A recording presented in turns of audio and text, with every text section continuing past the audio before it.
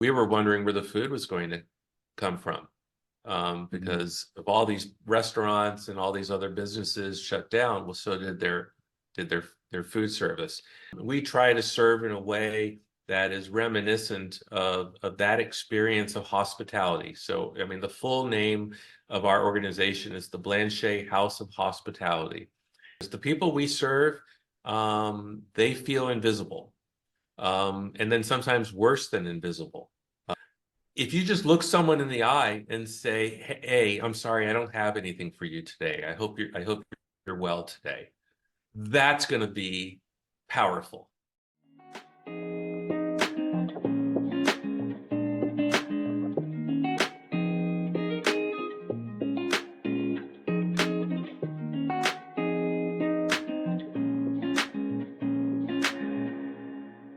Hello, my guest today is Scott Kerman, Executive Director at the Blanchet House. He has a diverse background with over 15 years of experience in nonprofit leadership and governance in Portland.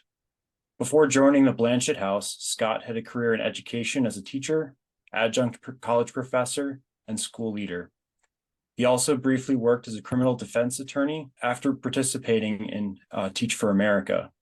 Scott has degrees from Santa Clara University, Washington State University, Portland State University, and the University of Virginia School of Law. So good morning, Scott, and thanks for being here. Good morning. Thanks for having me. Yeah, I've collected degrees. I enjoyed each Uh, experience. yeah, no, it's very interesting to see just kind of the broad scope of experience that you have and just kind of how you're using that over time. And then now here at the Blanchet House. So I was just wondering, so how did you become, the executive director here at the Blanchet House? Yeah, it's a great question. It's I think I just, I got lucky, or maybe it was fated to be, because I arrived here about 7 months before the pandemic and the shutdown in Portland, Oregon, which extended for a much longer period of time than in other parts of the country.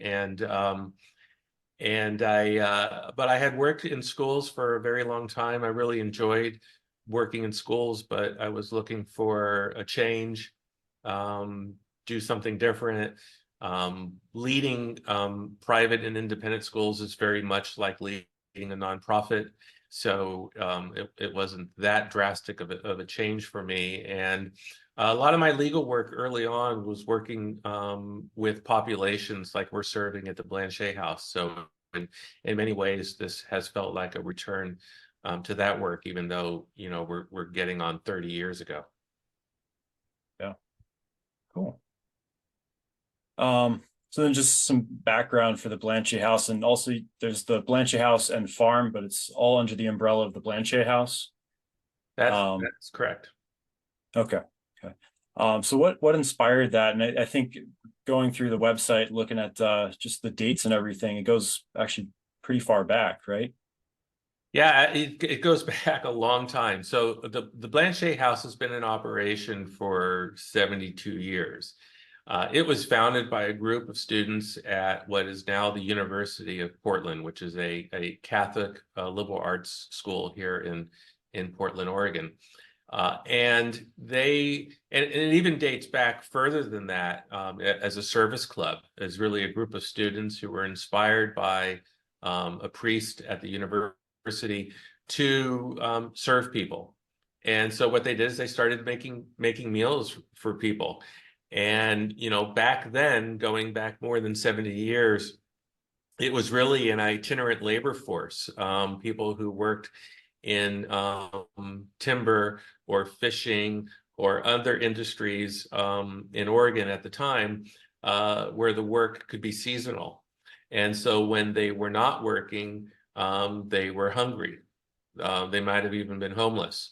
But it was around 1952 that the group of students who were engaged with this at the time decided to make it what it is today. So they started renting the ground floor of a four-story building here in the Old Town district of Portland, Oregon.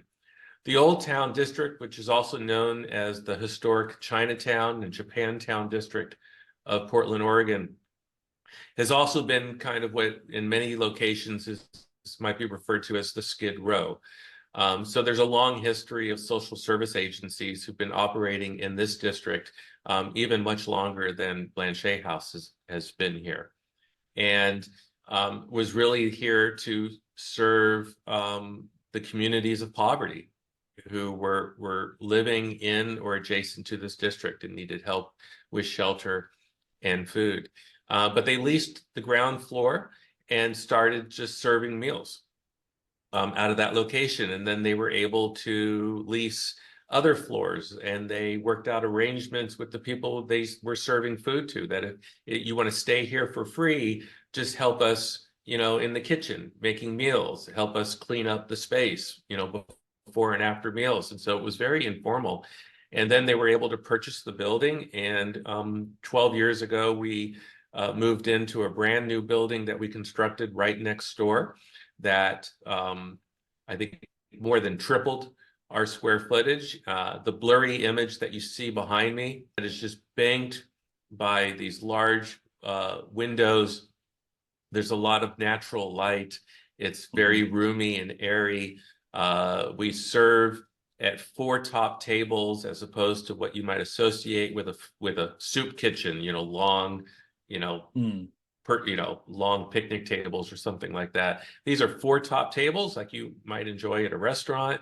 And then we serve restaurant style. So the ethic of this organization from the very beginning was to serve with dignity, to serve to the dignity of the people who need help with food, shelter, and other needs, recognizing their humanity and serving not from a position of sort of authority or, that we're better than others, but really serving as equals. Yeah, a couple of the stories I think you had on your blog and everything, it was showing that people were appreciating that, like just the quality of the service, the atmosphere, and everything, and just from the picture, I mean, it's very welcoming. It looks like coffee shops or something, or restaurants where you have those windows and you just have all that. The atmosphere is beautiful. So yeah, thank you for recognizing that. And people we serve will say to us sometimes that it makes them feel normal again. This is important to understand about people who are houseless or living in shelter or low income housing, who might be food insecure, is they weren't necessarily always that way. And many of the people we served had, went to college, had careers, had families, and there are a lot of different reasons why people get thrown off of that road and find themselves in need of services like ours. But we try to serve in a way that is reminiscent of that experience of hospitality. So, I mean, the full name of our organization is the Blanchet House of Hospitality. And the inspiration for that goes back to Dorothy Day and the Catholic worker movement, where Dorothy Day established these houses of hospitality, not just around the country, but now they exist all around the world. So that was really the inspiration for how this organization was designed. And we stay true to that with our service today. yeah, that's very, very cool. So some of the services you did touch on, so as far as meals, you also, I think, mentioned housing, or we'll probably get into that as well. So what are the general broad brush of services that you provide, and who do you provide to, and kind of how many do you work with? Yeah, so we have 3 basic services. We have our meal services, which we serve breakfast, lunch, and dinner Mondays through Saturdays. We have hundreds of people who come to us for meals each and every day. Many of those individuals are regulars. They'll come multiple times a day, multiple days a week. Some of them are unsheltered and houseless. Many of those individuals are what are referred to as chronically houseless, which means that they've been houseless for more than a year and are often difficult to provide shelter and housing to because of substance use disorder, mental illness, physical disabilities. So it can be challenging to find an accessible shelter. If you're physically disabled, it's hard to get in a bunk, in a Right. in a sort of a large sort of bunk style shelter, or a very old shelter building that doesn't have an elevator. Um, so it's important to realize that some people are chronically houseless because there aren't yet appropriate opportunities for them to be sheltered. And then many people who come to us for meals are sheltered. They live in shelters in the district in low income housing, but they're food insecure. And also they may come to us for meals because it's a friendly community environment, which is a lot better than, eating by yourself in your SRO. Or they're in low income housing or in a shelter, but they don't have access to a kitchen, or maybe because of their age or a physical disability or some other circumstance, it's difficult for them to prepare hot meals for themselves. And so that's a wide range of people who come to us, and we see new people each and every day. Last year, we served over 330,000 hot meals to people in our cafe. So that's three Wow, times a day, 6 days a week, more than 330,000 meals. For a little that's fantastic. context, yeah, that was 30% more meals than we served the year before, and 30% more than we served in 2019, which was our last full year before the pandemic and the shutdown. And we can speak about that experience later Sure. on. Yeah. Um, so that's one part of our program. That's meal services. But in addition to meals, we also provide clean clothing. We have peer support and housing referral specialists and shelter referral specialists. We host a variety of pop-up clinics in our parking lot adjacent to our building, where we have people providing healthcare services, dental care services, peer support and mental health services. We have a veterinarian who comes and provides pet care and pet services, because we have a number of people who come to us and have pets, and Mm. especially dogs, and need care for that. We've run bike clinics where we've had a nonprofit organization come in and do bike repair. So there's a whole host of supportive services that have built up around our meals. And then we have two housing programs. We have a housing program in downtown Portland where we serve meals. And then we have a housing program at a farm that we operate out in Yamhill County, which is rural Oregon, the Willamette the Willamette Valley, which is famous for its wineries. And so if you've ever enjoyed Oregon wines, which are some of the best in the world now, those are our neighbors out there at Blanchet Farm. These are transitional housing programs. They're designed to be about 9 months long, and they're not designed to be emergency shelter. They're designed to be a program that's going to help people who found themselves houseless for various reasons get back on their feet, get back into working, finding safe and sustainable housing. And the only difference between the two programs is that the one at Blanchet Farm is entirely dedicated to men with addiction. And so that program runs as like a 12-step recovery program, where what's so unique about that experience is that it's not only in this beautiful rural location, but they take care of our farmland and they take care of our animals who are there for therapeutic purposes only. And it's that experience, from getting their hands in the dirt to developing relationships with our pigs and chickens and goats, that can be transformative for these individuals who have been challenged and demonized by addiction. Yeah, that sounds like a really peaceful place to be able to just spend time, have like routines and everything, and to be able to be on that road to recovery. Yeah. Yeah, and for many people, they've been through other recovery programs, and not to knock traditional recovery, because that works for a lot of people. But those programs tend to be more cerebral. They involve journaling, reading, meetings, and Mhm. the difference with Blanchet Farm is not only kind of its open location, We have 62 acres, so there's, you know, nothing but space and a beautiful environment.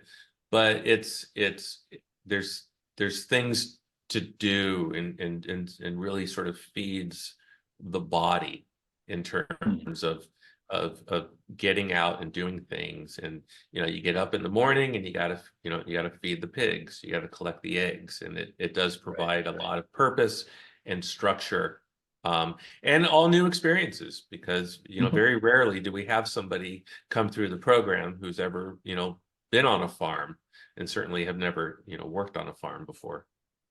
Sure. Yeah.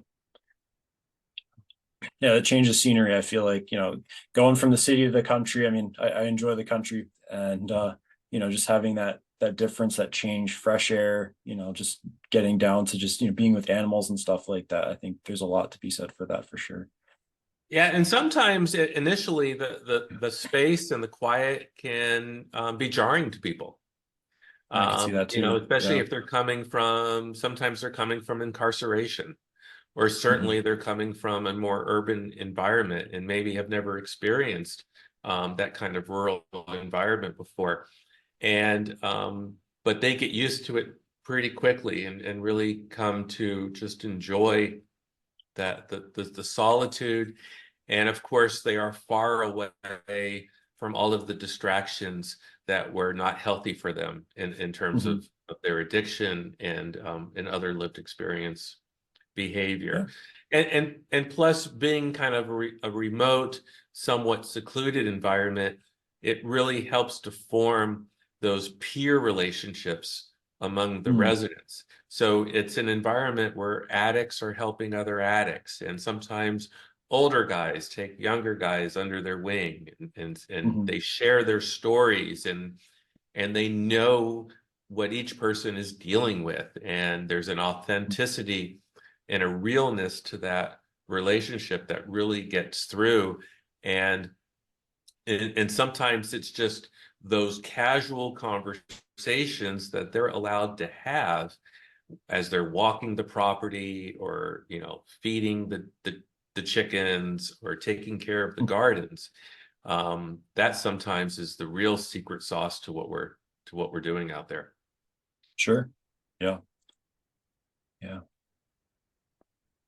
So, yeah, so moving from there, so I had done a little bit of research, and I answered one of my own questions.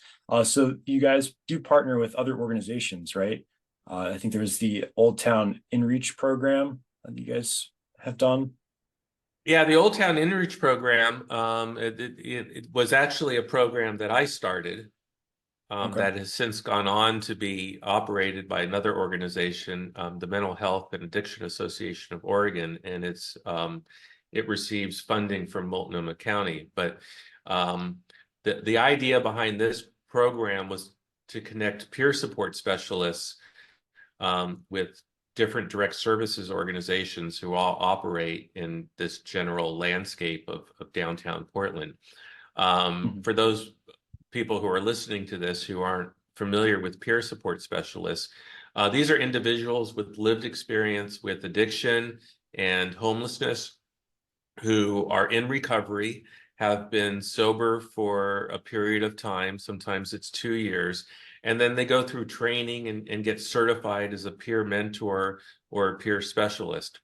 And just what I said about the residents at Blanchet Farm supporting one another in ways that feel very authentic and meaningful, that's the relationship that peer support specialists and mentors have with the people that we serve, because they've lived that life.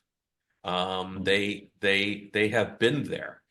They may know them from the streets, from earlier in their life, and so that's just the kind of connection that can be really impactful in terms of helping somebody take those brave steps to improving their life, going into recovery, perhaps getting off of the streets and into shelter or into housing.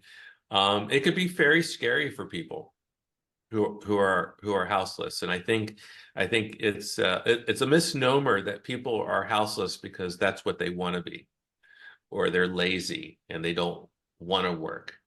That's not by and large true. There's certainly truth to the fact that there's a lot of mental illness and trauma that impacts people who are houseless. There's a lot of traumatic brain injury in our houseless community. People who suffered head injuries in their lives, sometimes, due to repeated beatings, child abuse, or other abusive relationships. And I mean, that affects a person. It Sure. affects the way that their brain relates to the world. It might be the reason that they lost their job and found themselves, then they lost their housing. And Yeah. so there are a lot of impediments to sort of, getting from the street, to shelter and back employed again. And there's a real fear of failure and a real fear of being lied to and cheated and disappointed, because that is by and large their experience.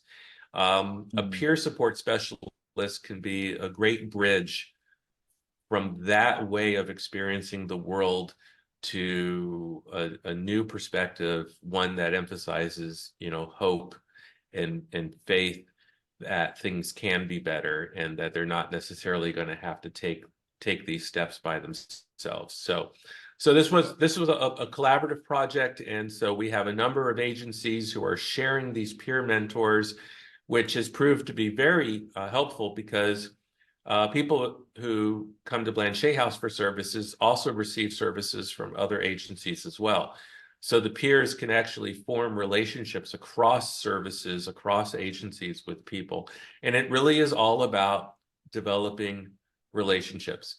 Um, People aren't going to accept help from you if they don't trust you and don't trust that you're going to follow through and not judge them or shame them or dismiss them. And so that takes time.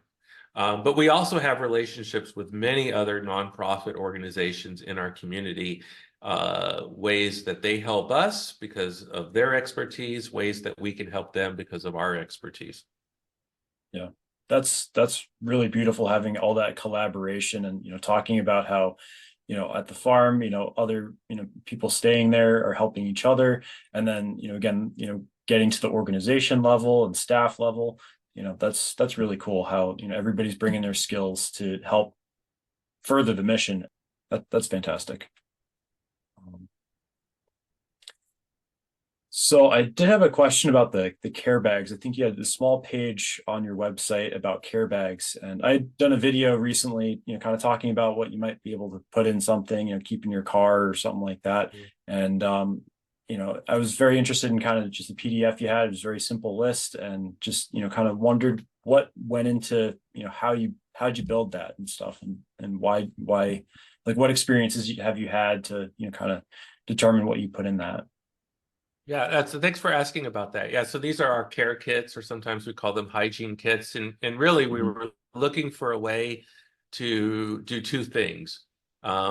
Provide things to the people we serve that would be useful and necessary to help them get by from day to day, but also a way that we could engage volunteers and people who want to support us. And we require about, you know, up to about 45 volunteers a day to help with our services, because the volunteers are really the engine that drives our meal services, because they're the ones who are serving plates of food to the tables, walking around with pitchers of juice or coffee or milk, serving beverages, and also bussing tables.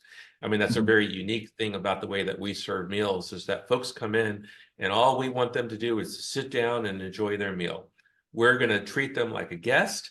And so just as if I Yeah. was a guest in your home, right, you're going to serve me, and maybe I want to be polite and take my dishes, to the kitchen for you, but you're not going to Mhm. necessarily expect that of me because I'm your Sure. guest. And so that's the attitude Yeah. that we have for people when they come to us. And so the volunteers are really important to that. But so Mhm. many in our people in our community want to be engaged with what we do. But it can be a trick sometimes getting on our volunteer schedule because of how popular an activity it is for people and how many people will do it.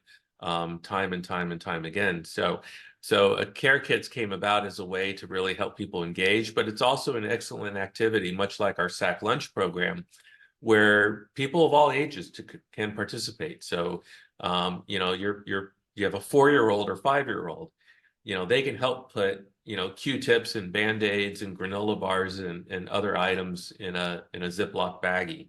And it's a Sure. great way for families and church groups and classroom groups and businesses to be involved. And then it allows us to hand something out to people after their meal. So we like, as much as we can, have kind of an exit. I guess we call it sort of an Yeah. exit prize, or it's like the toy in your Happy Meal. But Yeah. people come to us for a meal, and then if we can hand out socks or a care kit or a sack lunch that they can take with them. It just seems like, again, we're just trying to communicate to the people that we're serving that we really do care about them and we care about their needs. Yeah, and even just probably mentally, coming in, it's like, okay, I have all this service, I have a full meal and everything, and it doesn't stop there. Like you have one more thing that you're giving them, and that's like probably the last thing that you're leaving with them. It's like, you know, um, being able to just kind of almost continue that the next day they'll have that in their possession, that then they're like, hey, somebody thought about me. Yeah, and that I'm so glad you said that, because that is actually probably the thing that is most valuable, is understanding that there are people out there in the community who care. Because the people we serve, they feel invisible, and then sometimes worse than invisible, and just feel marginalized and excluded, and their experience with people are by and large negative, even if it's the fact that people won't look them in the eye or will cross the street to avoid them. And I mean, we've all been there. We've all, seen and experienced that kind of conduct, because it can be awkward. And for some people, it can be scary. And we appreciate that. So the more we can do to help the people we serve know that they are seen and there are people who care about. And, again, I mean, the people we serve, they have lived lives before coming to us, and they're not blind to the way Right. that the world works. And they will ask us, they will say, hey, how do you pay for all this stuff? Where does all the Mhm. clothing come from? They're curious about that. 99% of our funding and our budget is around $3 to $3.5 million a year for all of our programs. 99% of that funding is private, not public. It's not, we don't get funded by our county and city and state. We're not getting tax dollars. We're getting private donations from individuals, from businesses, from foundations. And so we talk about that. And people we serve will say, wait, you mean somebody out there is giving you money to feed me? Wait, people are taking time to make these kits and make these sack lunches. That really blows them away, right? That someone is going to invest their time, their money to help serve somebody that they don't know. And that makes them feel good. And so it's I people say, well, I can only do maybe 10 care kits. Is that enough? Yes, yes. Because if everybody does 10 care kits, then we're going to have hundreds and hundreds and hundreds of care kits. But it's Yeah. it's the value of that care kit is is so hard to fix, because it has such an emotional value to the people that we serve, and really does make an impact on people. And you also you said a moment ago, like, what are things that you can keep in your car? And I'm asked, and people will say, it's like, Scott, every time I walk out of the grocery store, there's somebody there and they're asking for money, and I either don't have any change on me, or I feel uncomfortable because I don't want them using it to buy drugs or something like that. And I said, look, I appreciate that. Look, if you're going to give money to somebody, then you have to give it unconditionally. Um, Mhm. just as if you gave me $20 for my birthday. You're not going to put all these strings on how I spend that money, you know. Yeah. So if you're going to give money to somebody on the street, then you have to give it and understand they may not necessarily use that money in the way that you would want them to, and you have to be okay with that. If you're not okay with that, if you just look someone in the eye and say, "Hey, I'm sorry, I don't have anything for you today. I hope you're well today." That's going to be powerful. Mhm. It's when you sort of put your head down and kind of slink away or pretend to be on your phone. They notice that. And Sure. or you know it I'll tell people, especially when we have a heat wave, keep some water in your car, keep some Mhm. fresh fruit in your car.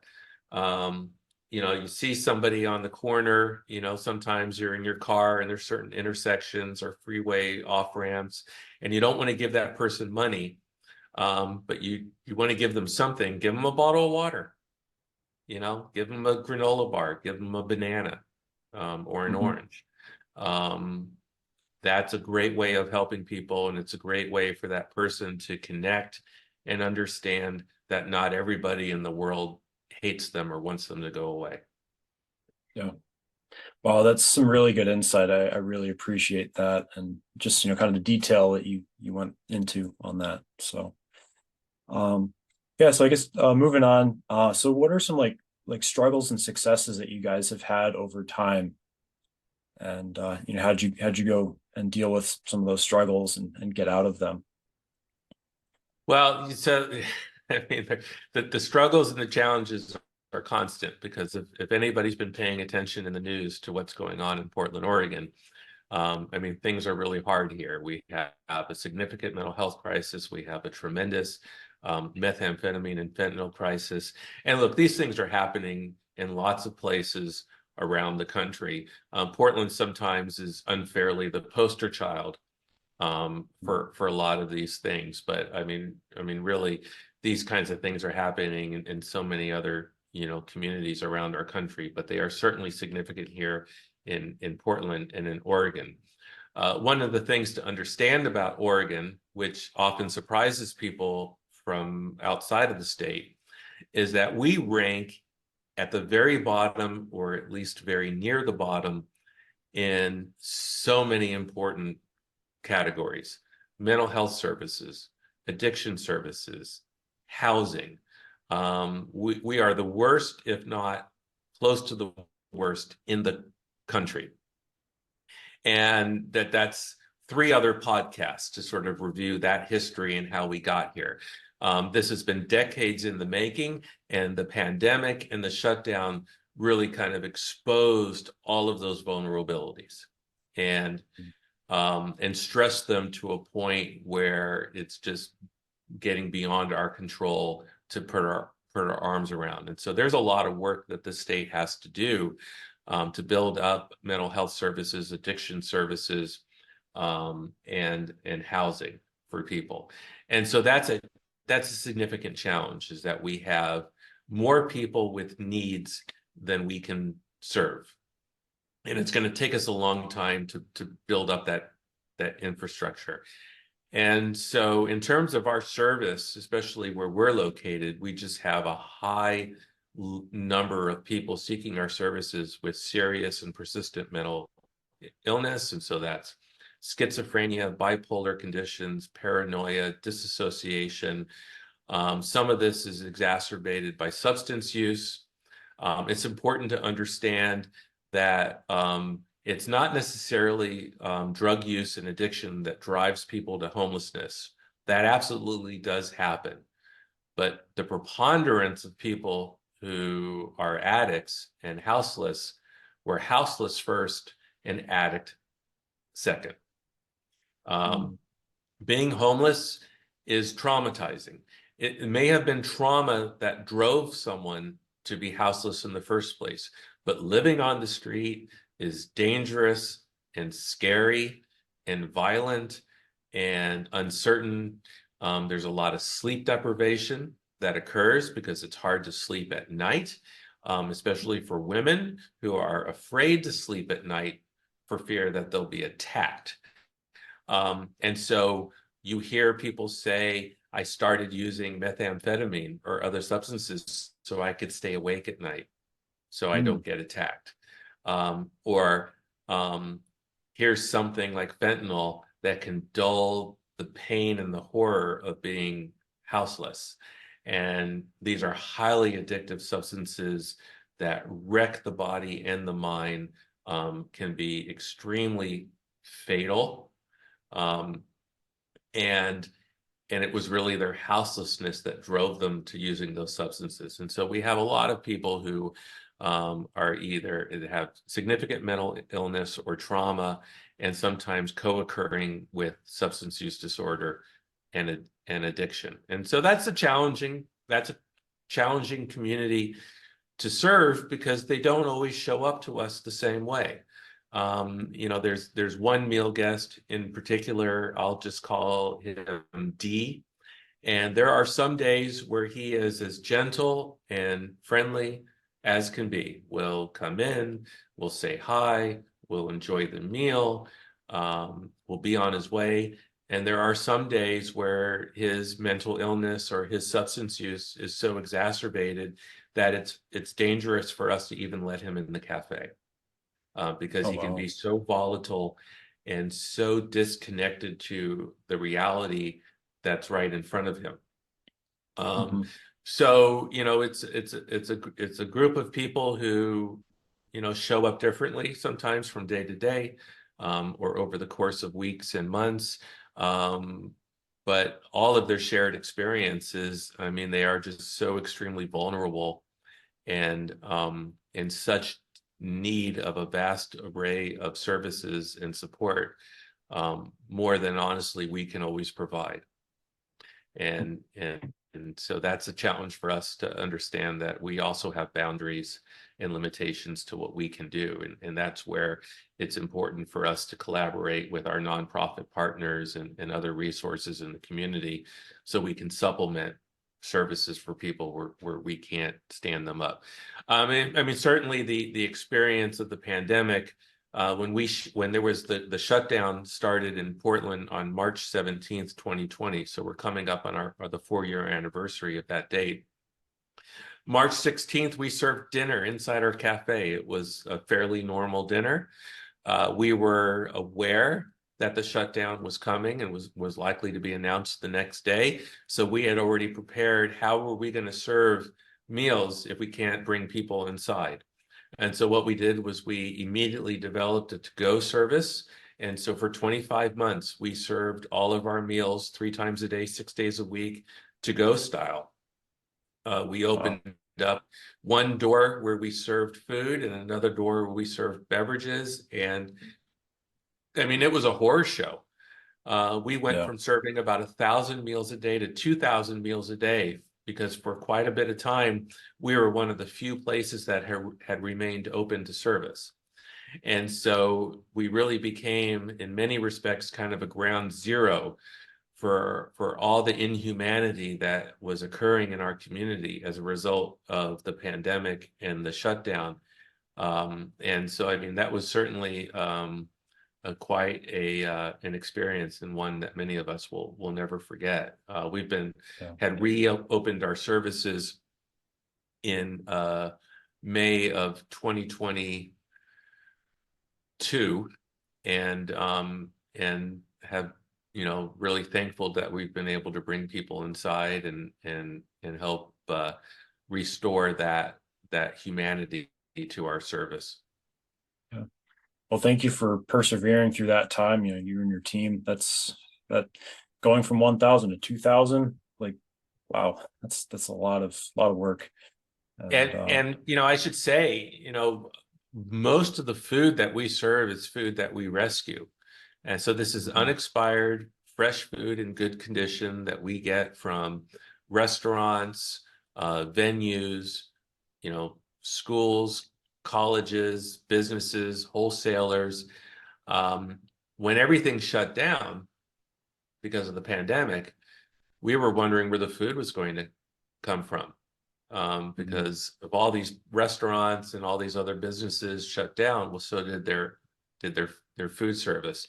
What we didn't realize at the time was that we were like Bubba Gump shrimp. If you remember Forrest Gump, there was the hurricane, and his was the only shrimping boat out in the Gulf, and so it was the only one that didn't get destroyed. So he got all of the shrimp after that. Um, we were really one of the few places that had remained open that was taking food. So we collected, I think, about 80,000 pounds of food in a 6-week period, because all of these places that were shutting down wanted to do something with their perishables Mhm. as opposed to throwing it away. So we Yeah. rescue about 300 tons of food every year. And Wow. that's the bulk of the food that we serve. We have 4 chefs on staff, and they do amazing with the donated food that comes in every day. And then with our farm, this is really great. We collect all of our food waste. So when people come to eat with us, we separate the food scraps from the Mhm. napkins and other items. We collect all of that from our own kitchen as well, and then we take that to Blanchet Farm, where it's then used as slop and feed for our animals. We collect a lot of Oh, bread. You know, sometimes the bread we collect is stale, or we don't use all the bread, so it goes stale. We'll send the bread to the farm. They'll put the bread through the wood chipper and use that then as feed for our chickens and goats. wow. So it's great. So That's we're awesome. I like that. yeah, so we're collecting, you know, we're saving about 300 tons of food from the landfill. And then instead of adding our own food waste to the landfill, we're repurposing that food for our farm as well as another farm in our community. That's awesome. I love that. Yeah, just having that cycle where you're able to, make use of as much as you can of already recycled items, basically. So, Yeah, I mean, we're trying to do um, this work in a way that is sustainable and that we're not necessarily adding to the carbon footprint. We just added mhm, a solar array at our farm. So that just went live a couple of weeks ago. And so that's going to power our facilities there, as well as probably generate power that we can then send back to the grid. So that's going to help us financially because it's going to yeah, lower our energy bills, but it's also, you know, it's environmentally sound and environmentally friendly. And our building in Old Town is a LEED Platinum certified building, and so we have a lot of features in this building that are meant to be energy efficient mhm, and help us reuse and repurpose and recycle. very good. Yeah. And then we talked a little bit, personal stories, so we probably won't have enough time for that. But unless you had anything you wanted to add there, um, Yeah, you know, this is one of my favorite stories. Maybe this is a good story to leave with. This was a resident who was in our Blanchet Farm community. And remember, everybody at Blanchet Farm struggles with addiction, sometimes going back a long way in their life. And, you know, their addiction has wrecked their lives like it wrecks so many lives in this country. And um, but he had been with the program for a while, had really made a lot of positive strides, and had a conversation with me. And I'll just call him Jeff for the purpose of the story. And so Jeff comes up to me and he said, "You know, Scott, um, alcohol has always been my demon, but my other demon has been anger." He goes, I've always been an angry guy, and that's just how I approached the world, was with all of this anger." And he said, but when he got to Blanchet Farm, and he had never been on a farm like this before, he made a promise to himself that he was going to care for our pigs. And we have all different kinds of pigs, but some of our pigs are like 500 pounds. I oh mean, wow, they're yeah. massive animals and really, but also gentle and wonderful. And he said the first time he went to go work with the pigs, they recoiled because he came at them with all of this anger, right? Just like this cloud of anger. And if you've ever spent any time with an animal, like especially like a dog, you know they will sense that and they will Mhm. respond to that in very negative ways. So he realized if he was going to fulfill that promise to himself and work with the pigs, he was going to have to find a way to displace all that anger, to sort of center himself, to be calm and bring that to the animals, bring that to the pigs. And that's what he did. And it was very successful. And because of that, the light went off in his head. And he told me, he goes, I realized that it's not that my friends and family didn't love me, didn't want to support me. He goes, I have been pushing them away with all of that anger, just like I pushed away the pigs. And the reason he was telling me the story was that he had just gotten back from a weekend pass where he went to visit his family. And they said, Jeff, is that you? Like, we don't even recognize you. You're glowing, right? I mean, his whole visage has changed because he was Yeah. no longer leading and carrying with all that anger. And so it was really that experience at the farm with the animals that allowed him to make that connection between himself and the people in his life. And so, look, when it comes to addiction, when it comes to substance use disorder, that devil is always on your shoulder. I mean, one day at a time is not a cliche. This is something that people likely struggle with their entire lives, that addiction, that compulsion to use, to turn to substances when life gets hard and they're dealing with tragedy. That's the way that they taught themselves to deal with pain. But the hope is that he also, in addition to strengthening his recovery with us, also really came to that moment of personal growth and affirmation about how he relates to the world and those in his community. And so I hope for this individual that he's been able to maintain that sense of peace and calm, and that has opened up relationships for him that were previously closed off because of all of that anger. Yeah. That is a beautiful story. Just, yeah, and something that I think all of us can kind of look into and see how that reflects on our lives and how we treat others and how we respond to stresses in our lives and stuff. Thank you for sharing that. Yeah. Mhm.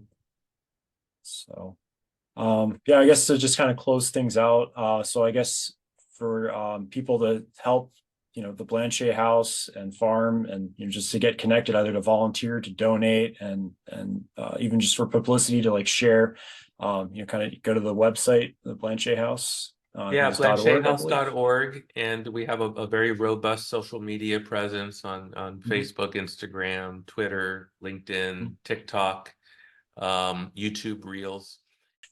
Thank you, Scott, for coming on the video here and being able to just have a chat about the Blanchet House and farm. And look forward to talking with you again soon. Thank you so much. It's been a pleasure to be here.